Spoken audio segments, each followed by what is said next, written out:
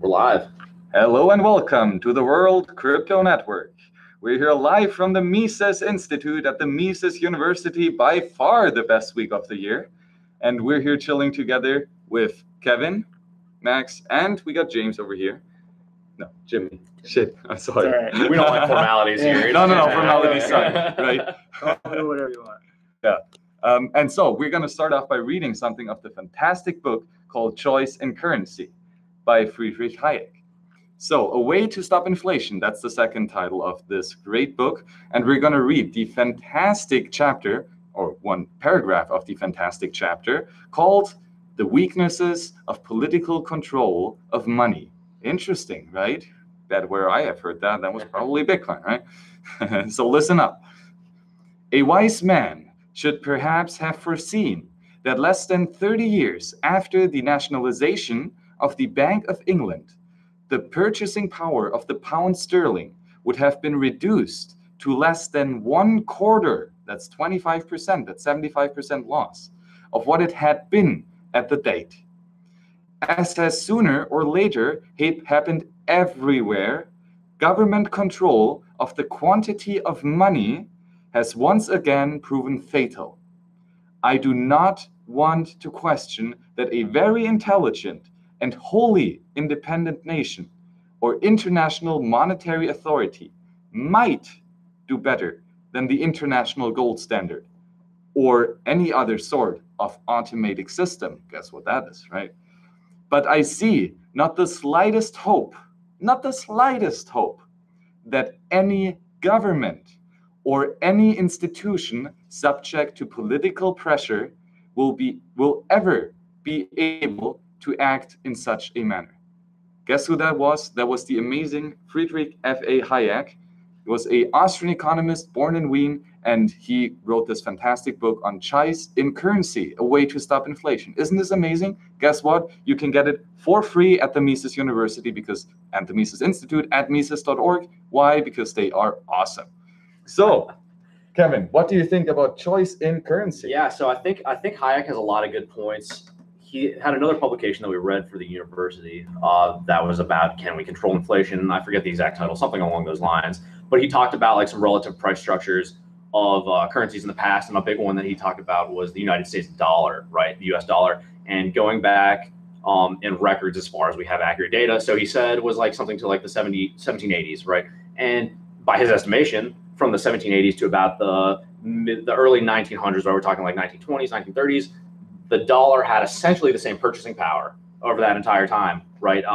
It wasn't really subjected to inflation on, like new goods came on the market, say like cars or something like that, which cost a lot of money to buy, but essentially a dollar still bought you the same amount, right? And obviously in the early 1900s, we had the advent of the Federal Reserve, eventually, the New Deal, the divorce from the gold standard and all that sort of stuff. And you can see now today in 2018, as opposed to 1918, the value of the United States dollar is lost. I mean, 99% of what it was worth, right? It's worthless compared to what a dollar was. So, I mean, I think there's a lot of empirical evidence that backs up his points about, general government control and divorcing, from like fixed currency standards, like with Bitcoin, which is it has a fixed unit, which it isn't subject to inflation over the long term.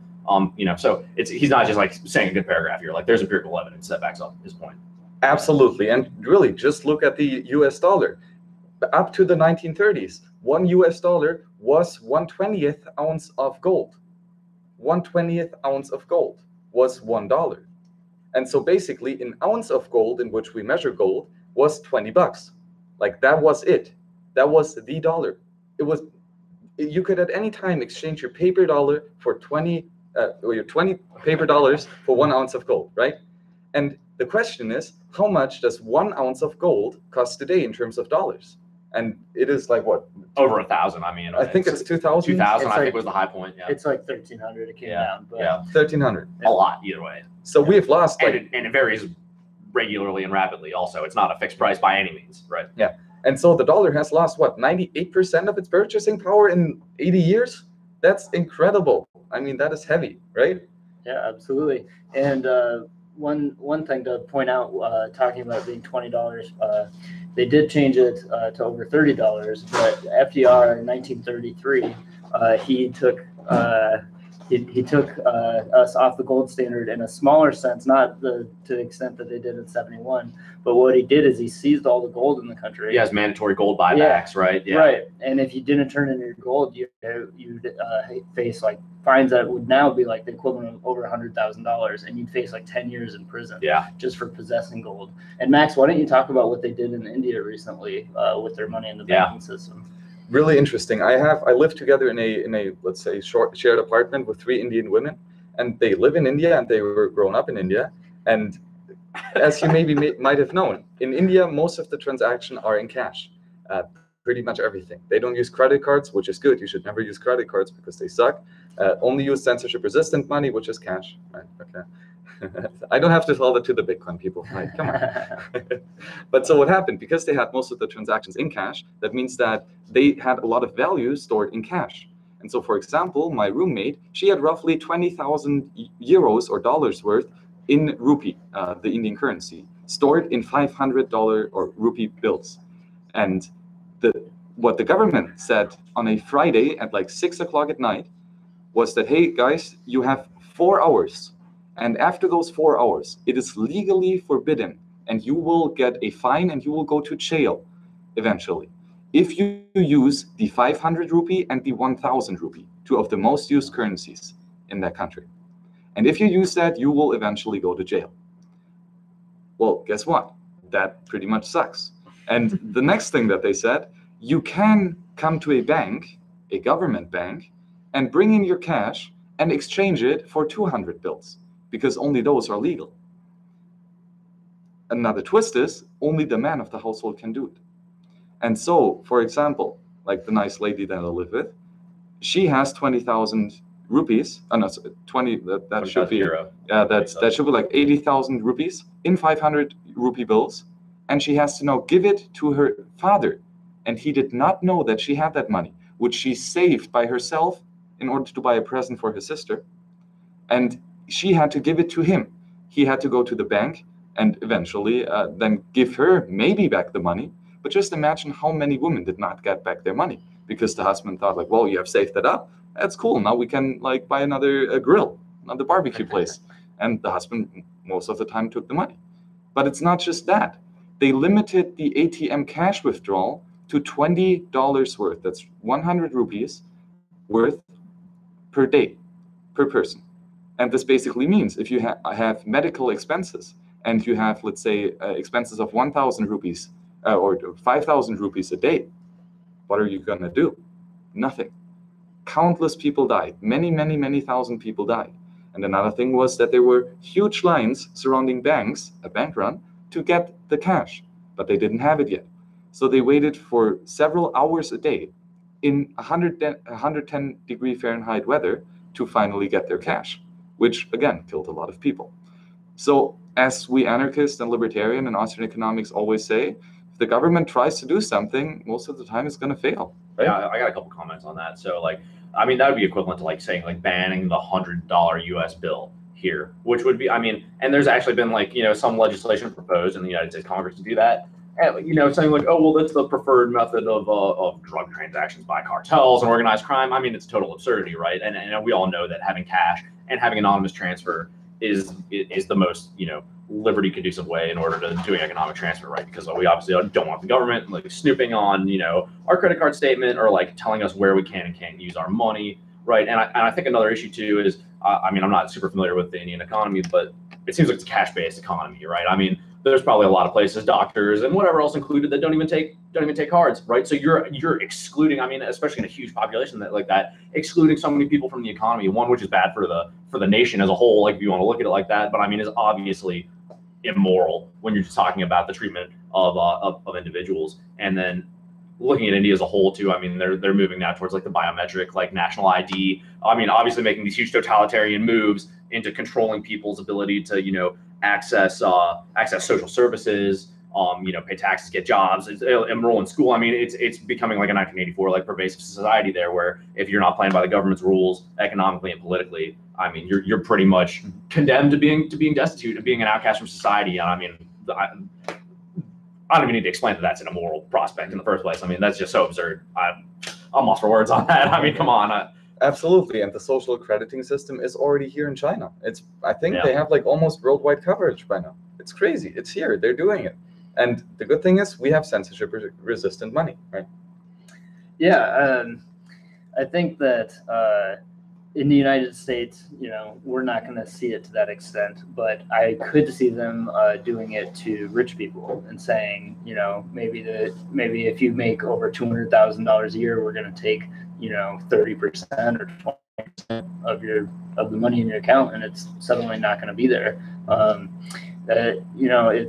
It's really scary to think of what they could do because the money's not there. Like they have fractional reserve banking, which they only have like 2, 3, sometimes 5% of the reserves in the bank of what they need if everybody tried to take their money out. And credit unions, it's even lower sometimes, like 1%.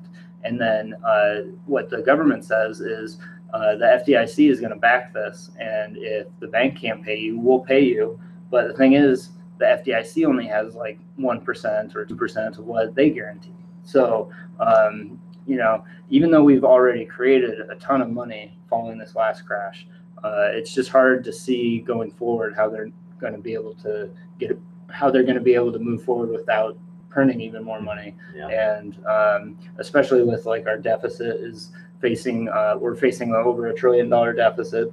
And that's just the accounted for that. There's a bunch of unaccounted for that, like pension funds. Yeah, unfunded liabilities over the long term is a big deal. Right. And you talked about that they are going to take the money from rich people. Absolutely. And that's not just a possibility. That is the law right now.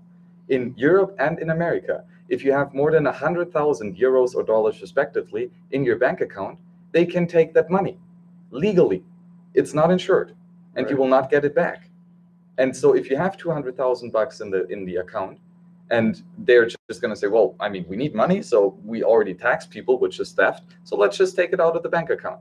And well, they can do it, and they can take those upper 100,000 they can take from you, and you can do nothing against that, and you will get nothing back. You think that never happened? That happens in Greece, that happens in Zimbabwe, that happens in Venezuela, that happens in all the countries with name for it. But we're talking about the government limiting your cash withdrawals or the size of the currency that you can use. I think a trend, I've heard this posited somewhere, I don't remember where it was, but that they want to make a legal restriction on the size of the transaction, right? You can only use cash for transactions up to say like $1,000 or $5,000 or less than that, whatever it is. But at some point it's like you can't make a $10,000 transaction in cash if you want to buy a used car from your neighbor, and it's a $15,000 car, it's a nice car, but you want to buy it used and pay him cash. You can't do it anymore, right? Because the government wants to be able to get their taxes on it. They want to be able to track, whatever products are going where, who you're dealing with, and so it doesn't just have to be a restriction on cash money itself. There's other methods to accomplish these similar ends, that are just, they take a different perspective on it. Yeah. If you get pulled over, the cops will just seize the money. Oh yeah, right. They'll just assume you're a drug dealer, not charge you with a crime, and take the money. I think some pretty interesting points in the United States. We've had legal cases that are like the state of so-and-so or the United States government versus $43,250, right, that they've seized off someone, where they put a criminal case against a sum of money, like not even against the person holding money. And like, that's how they justify these civil asset forfeitures is what they call them here in the United States. And it's just totally preposterous. People aren't charged with crimes. They're just searched, the cops, I smelled weed on you. And like this money was obviously going to a drug transaction. So I'm going to take it. And there's several police forces, local and state police forces across the United States that are majority, if not completely funded by these civil asset forfeitures, not by taxpayer money or federal grants, but like they're taking people's money, like their cash money, and using it to fund their departments. And again, this is just absurdity. I don't have words for this. Yeah. Absolutely. And I work at Deutsche Bank, one of the biggest banks in Europe. And so what the regulation is in Europe and in America and pretty much everywhere else, it's called Know Your Customer regulation and anti-money laundering regulation and anti-terrorist financial regulation. And basically, we employees have to do a test pretty much once a month on all those 3 subjects. And a standard question in such a test is the following. And we'll just think about that. A small business owner that has a wood shop, just, small business owner, he makes 30,000 euros a year. Okay, that's not much. That's like 2,500 bucks a year. It's not much, But all of a sudden, one time and one day, he brings a one-time payment of 3,000 euros worth in cash to the bank. And he puts it in this, and he asks you, the bank teller, to put it in the deposit. Now you might think, well, it's his money, it's his bank account. Yeah, sure. I mean, if I have a garage and I put a car in the garage, it's obviously mine, right? Duh, of course. And if I put money in a money warehouse, it is still mine, right? There's nothing to worry about here. So the question is, though, or the official answer to this question is, well, this is a suspicious transaction. This might be laundered money, this might be drug money, this might be black money. So you have to escalate it to your superior. And you have to escalate it, and he will look at the case in more detail. And he will check where the money was coming from. He will check the credit history of the person. He will check the transaction history of the person. Because, by the way, every transaction you make online for credit card or anything is completely transparent. I can see all your credit card transaction easily at the click of a button as a bank employee. No restrictions whatsoever. And we are legally forced to do this. And if we find anything, or even if we just have a gut feeling that it's a bit suspicious, we have to report this to the government. There is no such thing as bank secrecy, and it is a pretty much immoral system. I opened a business checking account recently, and they asked me a serious, the bank teller actually apologized to me. He said, this is the first day we've had to do this. This was a few months ago. And he said, I'm sorry I have to ask you all these questions, but I just got to run through them. And he asked me questions like, are you going to use ATMs with your business checking account? Are you going to use checks? Are you going to use our online banking? Like just absurd questions that were completely obvious that, yes, I was going to do that. And then in the middle of it, one of the questions, or there are two questions that stuck out. Are you going to do online gambling, which is illegal in the United States? And then the other one is, are you going to be using cryptocurrency in your business? And so the new regulations require every bank to ask these people. Right. Well, and they recently passed tax regulations on cryptocurrencies just, I think, before the last tax season. I mean, and I definitely didn't lie on my taxes about my cryptocurrency gains. I promise you that. But I mean, they're trying to get their fingers in the pie. I mean, just like individuals are, but obviously they're using a coercive method where they, send people with guns to your house if you don't tell them the truth, and they're gonna, they're gonna take your shit anyway. Excuse me if I can't use language like that on this podcast, but yeah, they're gonna come take your shit anyway. Is what I'm saying. I mean, I think the policy of really I don't know how official this is. But the policy of the federal government and the Federal Reserve in general in the United States is that you don't actually own your dollars. Those are Federal Reserve notes, and those are owned by the Federal Reserve and the government, and they really just decide how much you get to keep. At the end of the day, and thank God for that that benevolent government, right? They let us keep our hard-earned money because, otherwise I'd probably just blow it all on drugs and alcohol and hookers. I mean, exactly. I mean, that's the basic argument of a government, that you as the individual, you're stupid and you cannot take care of yourself. And so we, the benevolent government, are going to do it for you.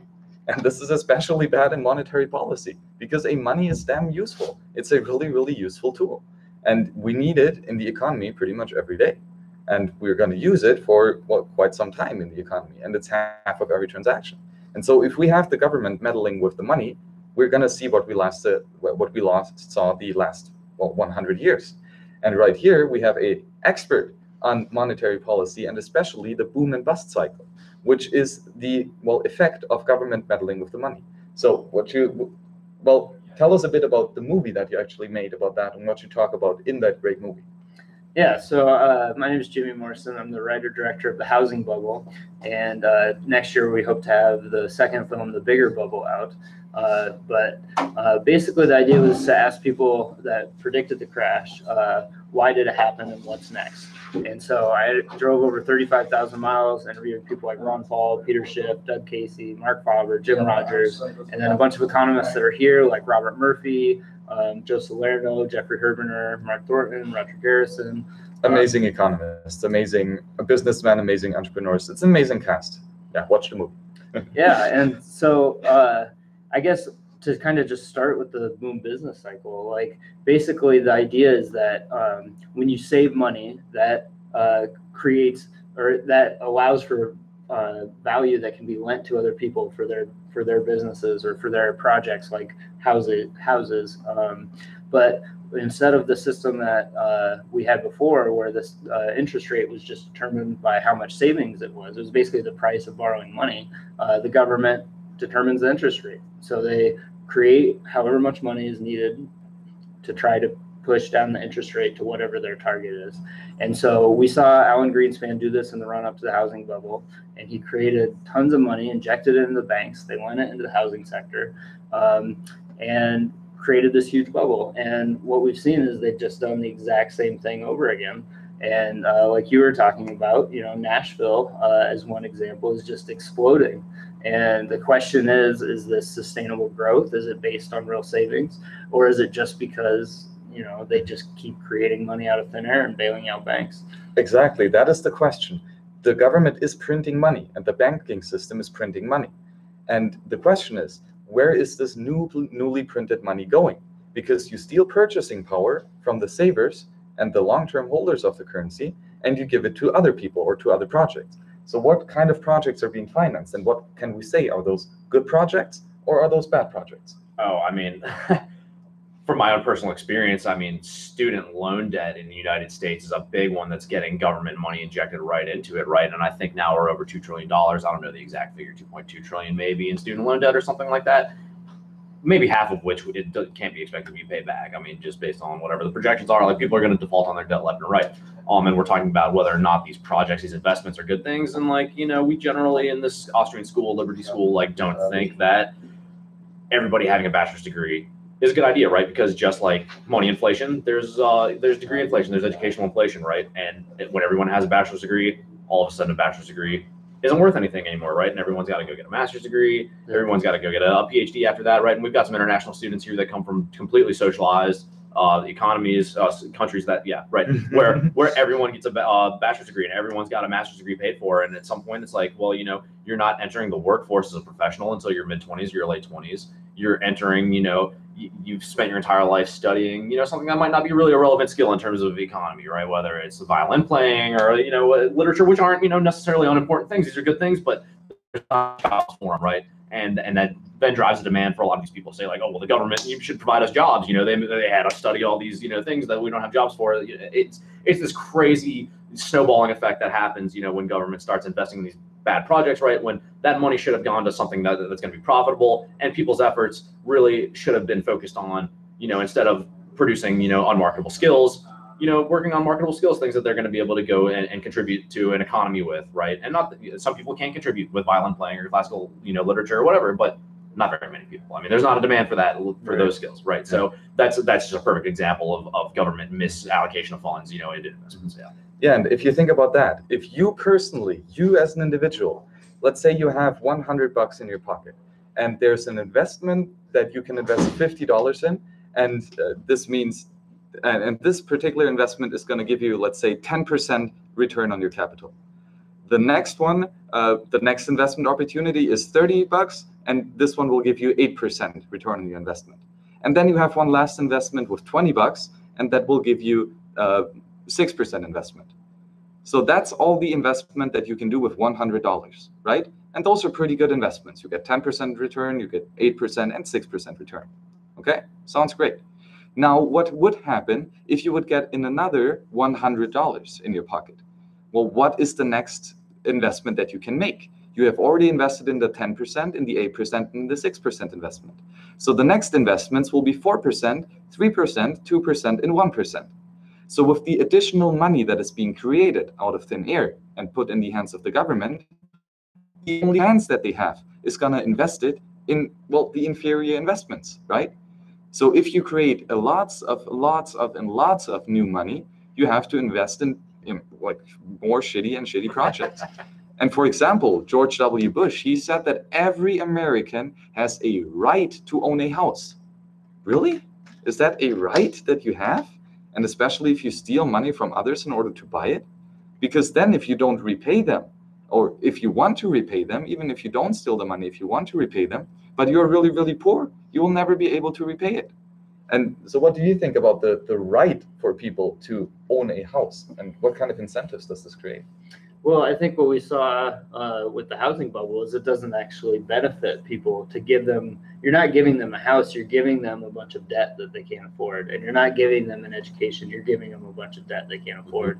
And so now we have people coming out of college where they basically failed already. They had, like, you could start a business and fail and learn a lot from that.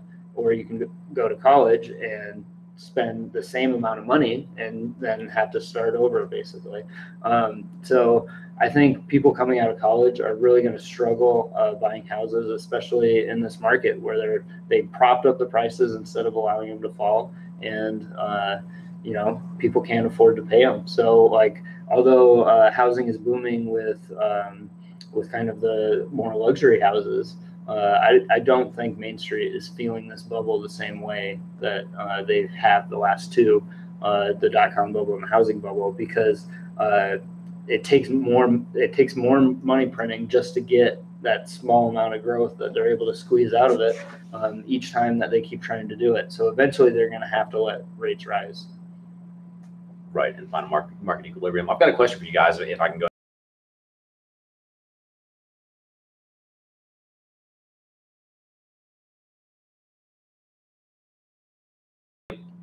So if we got this $2 trillion in debt, and we can assume that a lot of it's not going to be paid, like, what would stop, especially like a politician that wants to get elected, maybe it was even a libertarian politician going up there, but being like, you know what, we're going to just do a blanket forgiveness of federal student loan debt, right? We're just going to go ahead and forgive it all. And, people that have this federal debt, we're going to wipe it. And, and I'm trying to think of like, what would be the negative consequences of it? Because the way I see it is, it's basically all this money that the government owes to itself, right? I mean, because it's federally funded or federally held debt, and the taxpayers owe it. Essentially, the colleges, as the beneficiaries of this money, have already been paid out. It's not like they're going to lose out on any money, right? And I feel like they're built on that money continuing to come right. Well, in, right. And in my opinion, the colleges need to get off that system, right? And this is going to be like a kick in the rear end for them to be like, okay, like, but this is coupled with ending the student loan system, right? You're not just going to forgive it and with the loan system, and there's going to be warning. But it's like, if you wash that debt, like, it's just like taking the numbers off a spreadsheet on a computer, right? I mean, it's just money the government owes itself that is just passing around in circles, and it would contribute to lowering the overall national debt, right? Like, if we're really concerned about that number, which our government isn't in this country, but if we were concerned about that, be like, oh, we just took 10% off our national debt. Like, look at all the good moves we're making.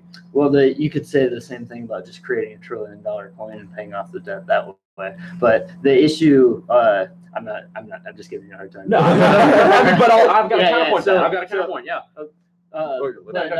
So as far as like the student loan forgiveness, like, the argument for that is that with the government intervened in the market and created this bubble, that these people were basically tricked into doing it. But on the other hand, they did sign contracts, and they did, willingly engage in that. And, I didn't. I dropped out of school. So like, if you do that, one, you're forcing me to subsidize your failures. And two, you're telling people that if you take on debt, the government's going to come and bail you out in the end. And so, although I think that the idea is a good idea, I do not think it would be a good thing to do because of that. I think it would tell people that, well, one, contracts aren't as important as they should be, and two, that go ahead and take the risk, because the government's not willing to let people fail, and they're going to intervene just like they do with the banks. Right. Sure. Absolutely. And I mean, like, the government defaulting on debt has already happened several times. So, Italy, Greece, it happened in Germany in the Weimar Republic. It happened in America with the decoupling of the gold standard. Who was it in the 30s? Nixon? No, Nixon was 70s. Well, Reagan. 71 was when they completely took it off with Nixon. Yeah. But Ronald Reagan, right? He removed the $20 binding, so that FDR. FDR. Yeah. Sorry, FDR. Yes. He removed the rule that $1 is defined by 1/20th of an ounce of gold, and he said, no, now the dollar is defined by 1/30th of an ounce of gold. So he basically declared bankruptcy, because he said the government does not have enough gold to back it in his dollars. And so that's exactly what happened. So for governments, they all the time default on their debt, and nothing happens. So they can take out as many loans as they want, and they pretty much don't have to pay it back. And even if they have to pay it back, it's not their money. It's money that they have from taxation, which is theft, because it's an involuntary payment, and all action should be peaceful and voluntarily. So taxation is theft, and taxation is the only source of financing that the government can use to repay debt. So either they default on the debt, or they still able to pay back. I don't think that that's good. And again, I don't think that the government will allow that students, that individuals can default on their debt, because that is a monopoly that the government has. and the government give up its monopoly. Same as it will fight tooth and nail to keep the monopoly in money. Guess what? Bitcoin is here, and Bitcoin is here to stay. Well, if Bitcoin would just go to 30,000 already, I wouldn't even have to worry about student loan debt. I mean, where's that? I want to ride that rocket, baby. I mean, to the moon. Come on, to the Mars, dude, all the way, all the way. But in seriousness, I mean, a couple of counterpoints to what you're saying. I mean, you're like, yeah, why don't we just mint $1 trillion coin and pay off the debt?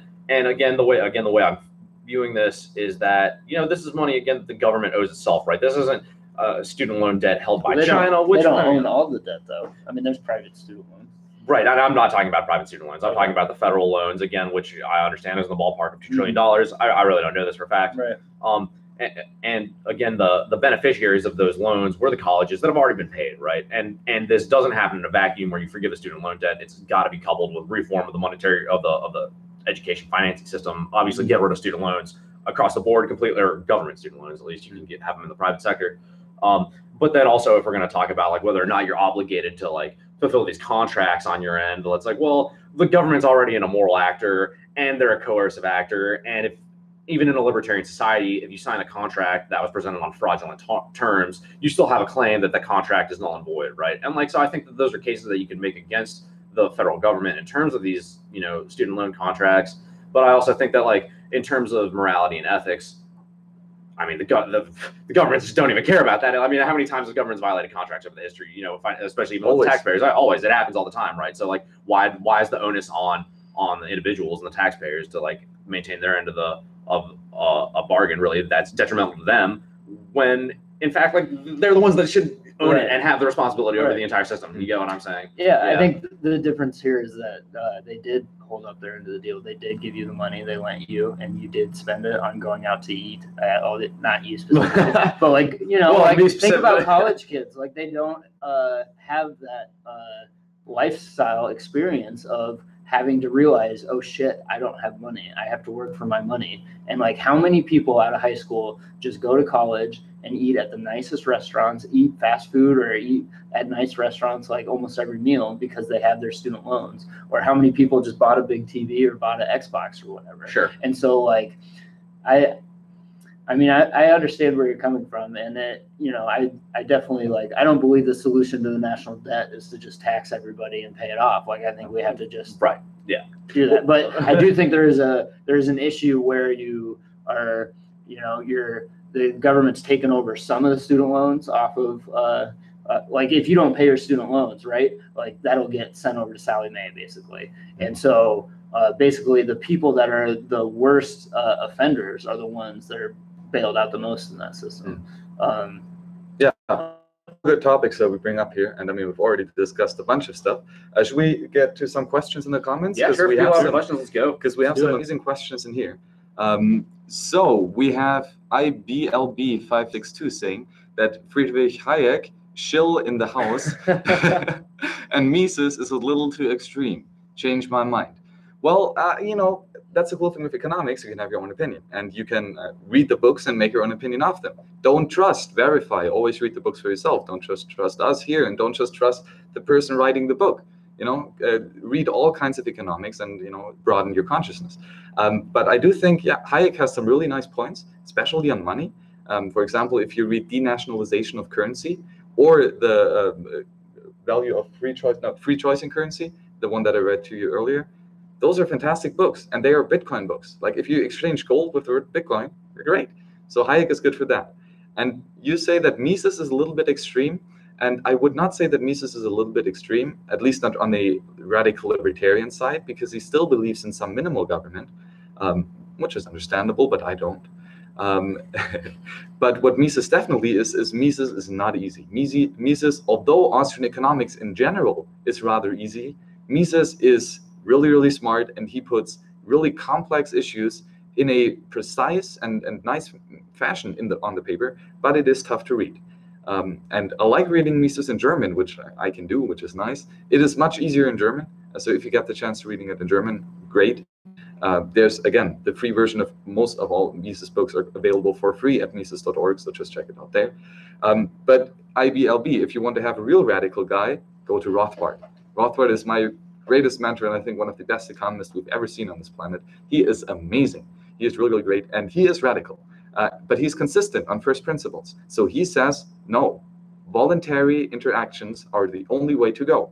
And as soon as the action is no longer voluntary, as soon as it is aggressive, as soon as it initiates violence, it is wrong. And therefore, everything that initiates violence is wrong. And by definition, all government falls under this category. And so he is consistent with his logical and fundamental assumption that humans act and we therefore have a natural law and a natural right to life, freedom, and property. And that is his basic argument, and it's a really nice argument. So what do you think? Yeah, I would like to add to that. You may disagree with Mises on some things, but there are some cool things about him. Like he fled the Nazis. Like they literally raided his home because because of his writings. His wife and stepchild had to flee the country as well from the Nazis.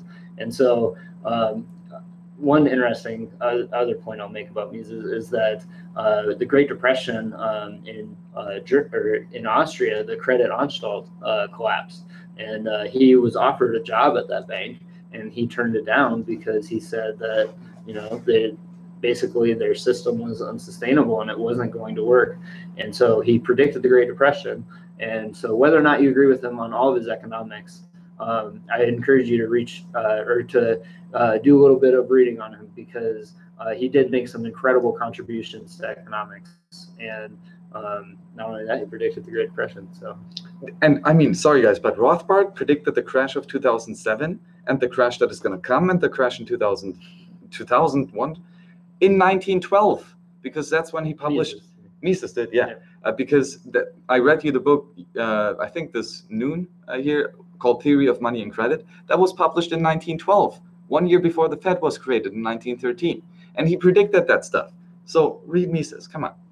Yeah, so a couple points. I'm not as well versed in the literature as you guys are, but if we're talking about Mises versus, say, Rothbard, in terms of extremity, I think Mises does a really good job of being objective in his economics, whereas Rothbard is like really willing to take moral judgment on what actions are and like what the role of the government is, whereas Mises, I feel he's more of like almost like a scientist, like your stereotypical objective scientist, like developing a science of economics. And his science really doesn't allow for government intervention because it's based on individual action, right? I mean, that's human action. That's his treatise on it.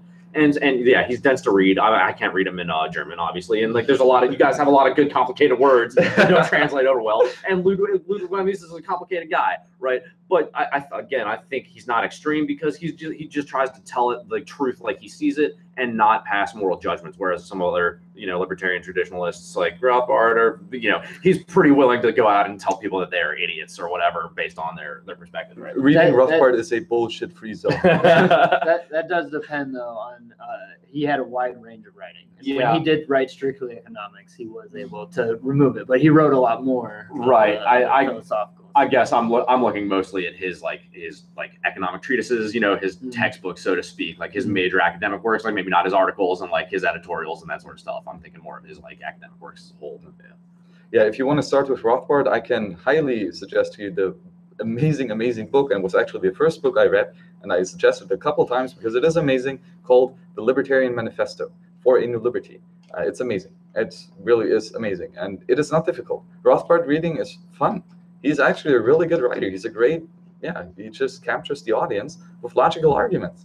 Real economics, not the Keynesian bullcrap, is not mathematics, and it's not models that you have to think of. No, it's logic. So it's nice to read. Next question that we have, exactly, by Silver Miner, is an interesting question. In the age of the internet, colleges will go bankrupt as competition for online education increases. Really, really great points that you bring up here.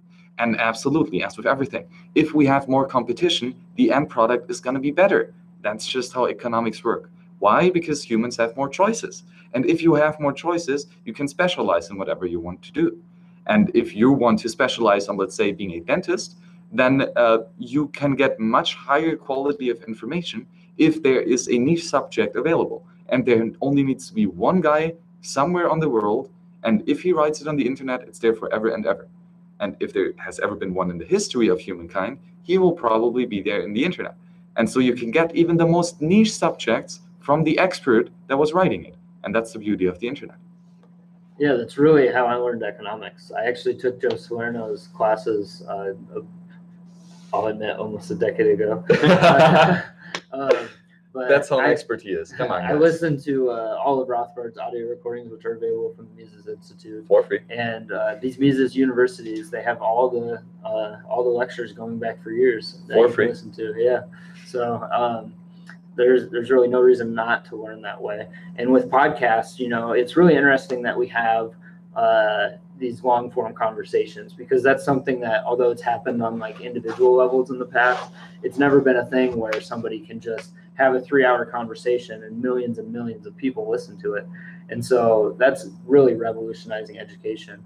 But I do think like audiobooks, I think there's a place for podcasts and for courses in education, but the book form, there's a reason it's done so well in the past. And so now that we have audiobooks where people can listen to them when they're at work or when they're driving, I really think these ideas are going to start merging with new ideas, and we're going to become a lot more prosperous society, because there's going to be so much innovation from people being exposed to so much information. Absolutely, I agree 100%. And to the point of audiobooks, really quick, I can recommend you the app. It's called @Voice. It's a voice aloud reader, and it allows you that any PDF document with a basic text is going to be read out loud to you.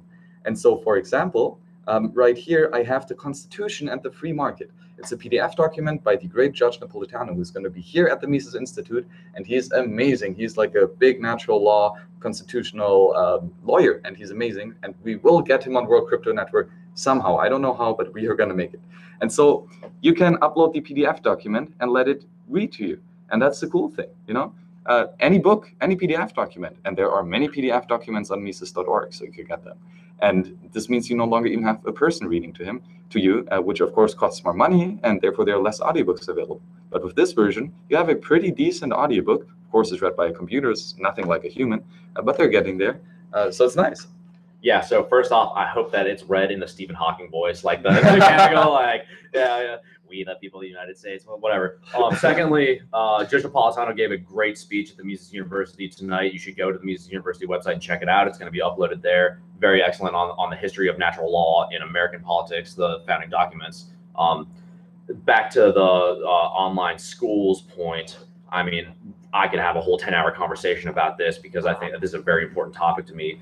Here at the Mises University, we have a lot of students that were homeschooled or still being homeschooled. We have high school age students here, right? And they all speak very highly of that. And I think in a world of decentralization and anti-government authority, which we all hope to, achieve someday, right? Yeah, that's the goal.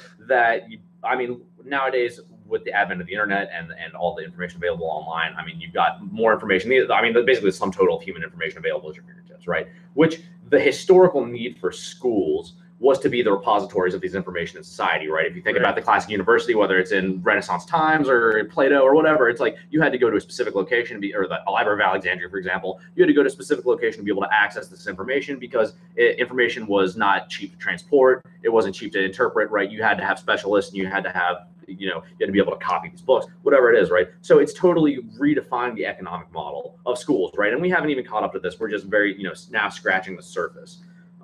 And I think it's really strange to me, because there's not a lot of, in the United States, our colleges need to be accredited in order for them to have any weight when you're, trying to apply for jobs or whatever. And you get, I've got a degree from X online university that has no accreditation. No one cares if you have that degree, right? But there are a lot of really good schools. I like to use the Khan Academy, for example. A lot of people are familiar with that to learn mathematics and physics and a lot of, mathematical concepts, right? And that's not accredited, right? You can't be like, I got a certificate from the Khan Academy, and some employer's going to be like, oh, wow, you must be really good at math, Whereas I can be like, well, I got a degree in engineering from the University of Tennessee, which I did, right? And I could have bullshitted my way through that. I really didn't learn a ton of math there.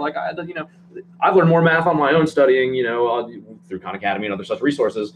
But in our society, you got to have this certificate, this accredited institution that backs you up, and it's an economic model that is primed to be totally destroyed and rewritten. Yeah. And yes, Khan Academy doesn't give you a certificate, but there are online courses that give you a certificate. I did a bunch of courses at Harvard, at Princeton. You do EDX at X? EDX, exactly. Yeah, Coursera. That's a great one. Yeah. The Great Courses Plus. There's so many courses where you can get a certificate. I did, and that is fantastic for you Bitcoin guys, and I hope you did it. This is basic stuff, but it is a course in the University of Nicosia. I did it with Nettie Heft, who is also in the chat. I see him there. And and a couple other guys here in Germany. And this was a course by the amazing Andreas Antonopoulos. Basically like 30 hours worth of video lectures, a bunch of PDF documents and visual readings that we had. And guess what? We got a certificate on it. Guess where the certificate is saved? In the blockchain.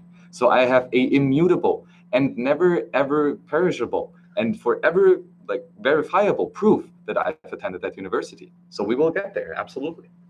Yeah, I think, obviously with licensing, there's parts of college that aren't going away anytime soon.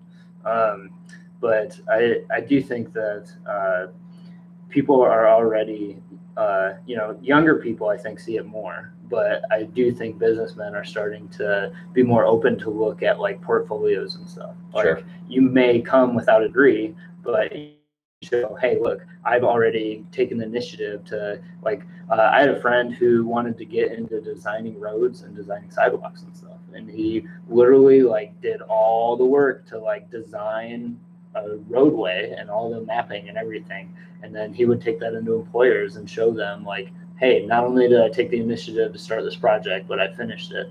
And so although, there is a big signaling issue with colleges where you got to have that degree, I think employers are starting to be more willing to look at other candidates. And if that's kind of the organization Praxis. Right. They do a great job of teaching people how to do that, and they match them with businesses so they get internships.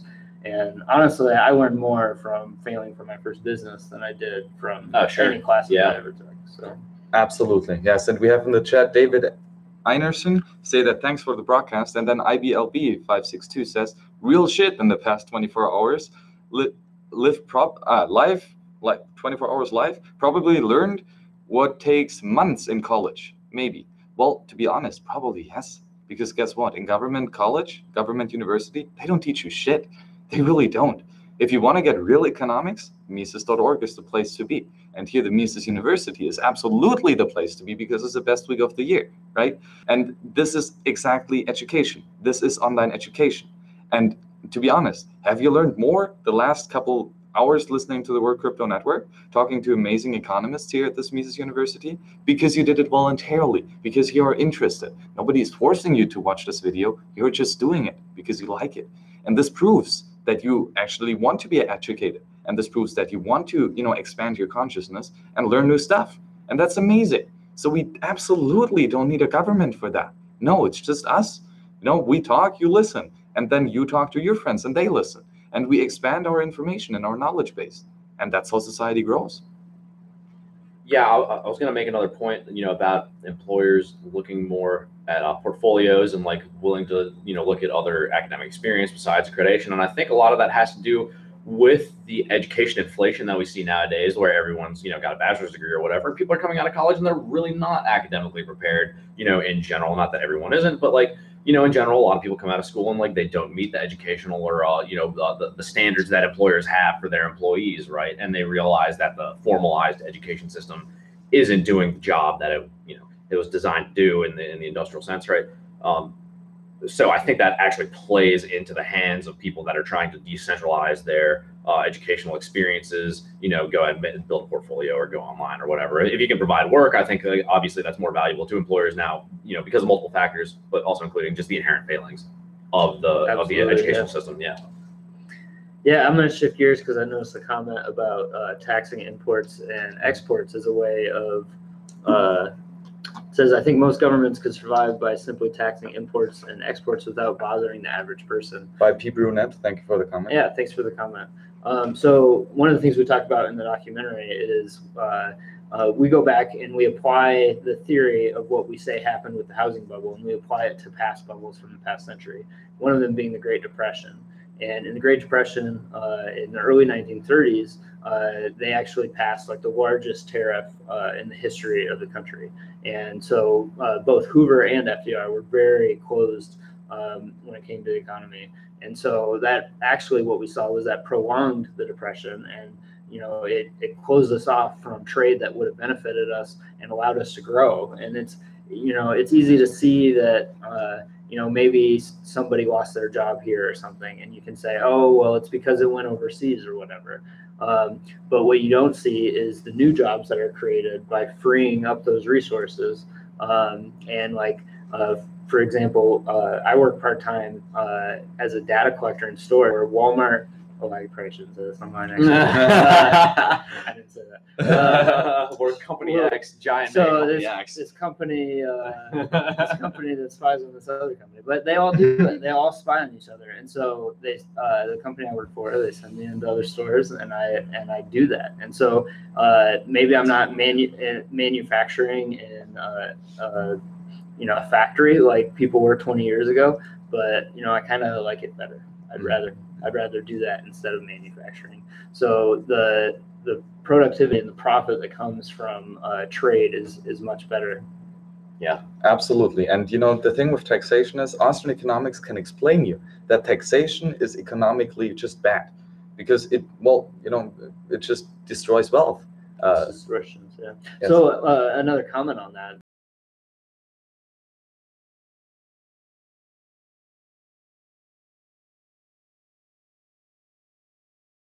Country, and obviously the answer is no, but I did go to Europe and film a little bit, and my motion graphic Good choice. Yeah, my narrator is from Australia, and she was in the United States now, but she goes back as well. And so I think it's there's no reason the government should be making a distinction that, oh, this movie's okay because it was made here and this movie's not because it was made over there. I think it's easier to see that with something like film compared to like manufacturing, where you can kind of see, or like music, for example, like nobody's complaining that the Beatles like came over and took our jobs, like because they were better. Right. Right? Yeah. And I mean, on the moral side, it doesn't matter what you do with the money or where you take away the money. It's theft. It doesn't matter. Like you could thief, you could steal from people on the highway. You could steal from the people via inflation. You could steal from the people via taxation of income, which is by the way horrible. You could steal from people with taxation on imports or exports. It does not matter. It is stealing. You do not steal from others. That's as simple. Taxations are not voluntary. And if you think that taxations are voluntary, try not paying them for a year and see how fast the government will knock on your door and remind you that, hey, you better pay those taxes because they are not voluntary. And any transaction that is not voluntary is theft. It's as simple as that. Yeah, so if I can make a point about the economics of like tariffs, because I think this is an important point to understand that like a lot of people really don't get is like who actually pays for the tariffs, right? And like let's try to like use like a general example. We'll say like toilet paper from China. Not that China like makes a lot of toilet paper, but it's important. Cheap toilet paper is a benefit to people in the United States, right? And so if we put a tariff on imports from China, toilet paper imports, right? Well, people in the United States are still going to buy toilet paper, and we're probably still going to buy Chinese toilet paper because the Chinese are good at making toilet paper, and they can still make it cheaper than they can in the United States, right? But the price is going to be artificially increased by the tariff, right? So it's still a tax, and the burden of the tax falls on the consumer in the country that's levying the tariff, right? And so the converse side was to be like, well, we want to have toilet paper manufacturing jobs come back to the United States. I'm like, okay, that's fine, but are toilet paper manufacturing jobs are they going to pay well? And then what's the cost of an American-made roll of toilet paper, right? If you can get one from China, well, you pay $1 for that, right? Or conversely, you would pay $10 for a toilet paper roll made in the United States, right? And then you realize, wow, there's $9 that were just sapped out of the economy, right? And put into the hands of essentially the industrialists in the United States if we choose to buy the United States toilet paper instead because of these tariffs, right? And that is robbing the consumer essentially of their money, right? There's an example, if I can go on for another second. Barack Obama passed Chinese tire imports, right? And they said this was, in order to save jobs, American tire maker jobs, right? And I don't remember the numbers exactly offhand, right? But we'll say a tire maker job in the United States pays on average $30,000, okay, per year. But the cost of the tariff, when it was all said and done, was something, like $9 billion in extra cost to pay the tariff taxes, right? And so the number of jobs that it saved was like 1,000 tire maker jobs, right? And so that comes out to like $900,000. Am I doing the math right here? Whatever, $900,000 per job saved, right? But these jobs were only $30,000 a year jobs, right? So there's a difference there of $870,000 where did that money go to, right?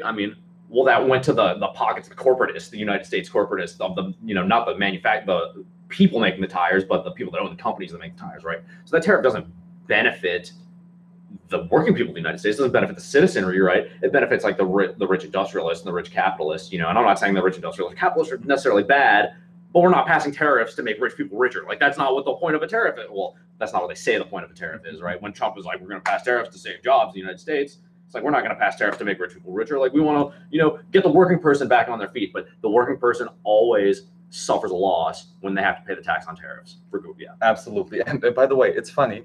That level of math is the maximum of math that's going to be in Austrian economics. That might be even more than you need, honestly. I might have really taken it two zeros there. So, like, we Austrians, we do not care about math. So, economics is not about math. It's not what it's about. It's about free actions, and it's about, entrepreneurship, and you don't need math for that. Just as a aside.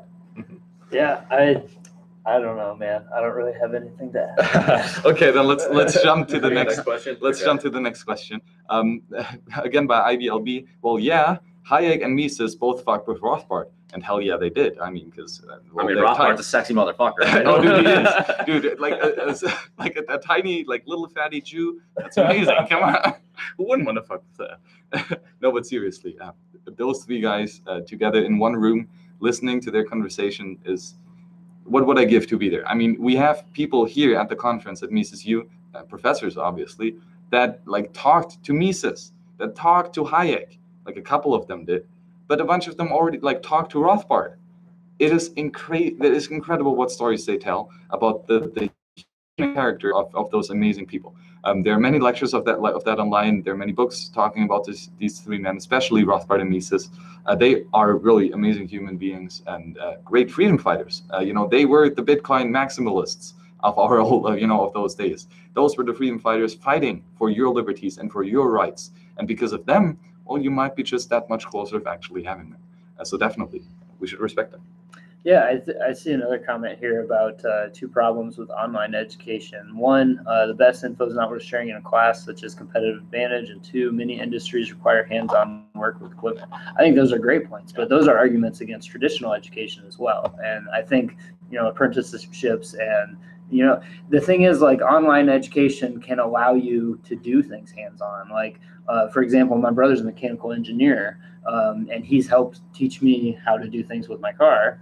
But every time I need to do anything with my car, I just pull up YouTube and I can find the exact model and I can watch somebody else take everything off and put everything back on and completely learn how to be getting an undergraduate degree in engineering, there's a lot of theory and mathematics and that sort of stuff, but really there's not a lot of hands-on training in terms of having, technical skills that you would expect, say from a mechanic or a technician or something like that, right? But really, to be an effective engineer, you need to have these skills. You need to at least be able to understand what mechanics and technicians are doing, okay? And it would have been a lot more valuable of training, to probably skip out on some of this high-level mathematics, differential equations and sort of stuff that, even in advanced engineering, you really don't use all that much, and replace it with some of these hands-on trainings. I don't know if Max, if it was you telling me earlier about the cooperative schools in Germany and that sort of thing. And, I've been thinking that'd be a really good, thing to expand in the United States where, industries, especially ones that need specialized skills with machines, mechanics, hands-on training, provided these sorts of, were partnered with schools or maybe even started their own schools if they wanted to, where people could go and learn these specific skills, where you can learn theory anytime, but having these tangible skills is always more valuable in my opinion. I mean, it's a limited opinion, but that's how I see it, yeah. I absolutely agree. And so I'm at a corporate state university, which is kind of unique in Germany, but it's basically an apprenticeship. So 3 months of the year, the first quarter, you go and study at the university and you study the theoretical stuff, get all the theoretical information and understand that to achieve wisdom, right? And eventually, the next month, you go and work at an institution or at a company. It can be anything. It just has to be in the field where you study the theory of. Then you go back for 3 months more education, theoretical education, then practical experience again. Education, experience. And that for 3 years. And after that, you have worked for 1.5 years at a company. It's always the same company. And you've also studied for 1.5 years at university. And you got your bachelor's degree, which is, in my opinion, a really quick and a really nice way to get your bachelor's degree. And you actually learn something. So I did learn a lot. I saw a question earlier by Joe, and he says, talking about me, he worked at Deutsche Bank. Which bottom did you pitch? What? Tish Be a to little fuck things vulgar there, up I think. so badly at Deutsche Bank? And did you still take a paycheck after you realized you fucked shit up beyond repair? Kind of funny. Well, I've been studying economics since I was 15, and read Keynes and read all the, Friedman and all the monetarists and all that kind of bullshit. And I tried to understand it, but I never really got it. Well, because guess why? The system is broken. It's garbage. It is garbage, yeah. And so I thought, well, okay, let's get more into this and let's actually figure out how this works. And I thought the best way I could do that was get both the theoretical as well as the practical experience. Best place to do that, Corporate State University in Germany, right? Best place to do that at Deutsche Bank. And because I wanted to know more about monetary theory. And I realized that the system was broken. I just wanted to know how much it was broken. I can tell you, it's pretty fucking broken. And it's good to know that. Do I still get a paycheck from Deutsche Bank? Yeah, I do. And on the 15th, where I get paid, I take out all that money and directly buy either gold, silver, or Bitcoin. That's it. I'm out of the euro for 1.5 years, and I tell everyone that. And guys, I'm talking to you how fucked up the system is. So I'm like one of the only persons at Deutsche Bank that actually tells you about the know your customer and all that stuff. I've got a question. Does Deutsche Bank do like matching contributions if you donate to nonprofits? Me as a employee or Deutsche Bank in specific? Yeah, did they do that for you as an employee as like a benefit? Because I have a friend who used to work for Goldman Sachs, and he would do the maximum amount allowed. He would donate to the Mises Institute, and so the Mises Institute would get a check every month from Goldman Sachs. Nice.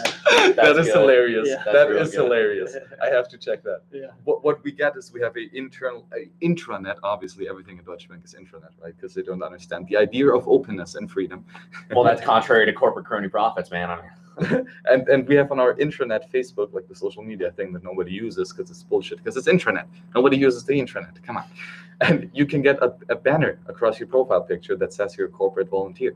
But I think that's all you can get. It's like MySpace, right? Where you get like banners. I've got another inane question. Does anybody know about any strip clubs that take Bitcoin? Have they started that yet? Adult entertainment where you can pay in Bitcoin? I've actually talked to a stripper. Funny conversation. One of those three Indian women he lives with. No, it was actually at Anarchapulco, and well, it's a freedom conference, so there were a couple of strippers. That explains it. And she actually had a tattoo of a Bitcoin address on her. I think it was on her butt. Nice, like the QR code. The QR code. Oh man, that's brilliant. I mean, that's so good. It is kind of brilliant, and it's kind of a cool joke. However, just on a technical side, on a security side. For security. And you should always not reuse addresses, but create new addresses every time you make a transaction. Because that stripper, like everyone knows what her Bitcoin address is. So every time she gets paid on her butt, which is funny, everyone knows that she got paid.